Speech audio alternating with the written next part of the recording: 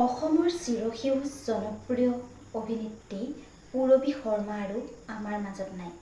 জনপ্ৰিয় অভিনেত্ৰীগৰাকীৰ মৃত্যুৰ খবৰে সমগ্ৰ শিল্পী সমাজ তথা সমগ্ৰ অসমবাসীক কন্দুৱাই তুলিছে। পোনপ্ৰথমে আমি আমাৰ চেনেলৰ তৰফৰ পৰা জনপ্ৰিয় অভিনেত্ৰীগৰাকী বিদেহ আত্মাৰ চিৰশান্তি কামনা কৰিলোঁ।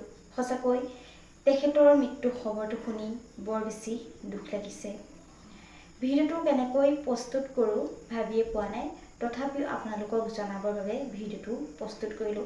আপোনালোকেও প্ৰাৰ্থনা কৰিব তেখেতৰ আত্মাই যেন চিৰশান্তি লাভ কৰে। বহু চিনেমা আৰু চিৰিয়েলৰ জৰিয়তে তেওঁ অভিনয় কৰি দৰ্শকৰ মন জয় কৰিবলৈ সক্ষম হৈছিল।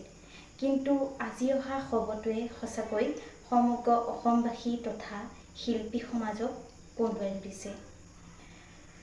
শিল্পী সমাজৰ বাবে এক বৃহৎ ক্ষতি আৰু অসমবাসীৰ বাবেও বৃহৎ ক্ষতি, কিয়নো এগৰাকী বিশিষ্ট জনপ্ৰিয় অভিনেত্ৰী আমি আমাৰ মাজৰ পৰা হেৰুৱাই পেলালোঁ।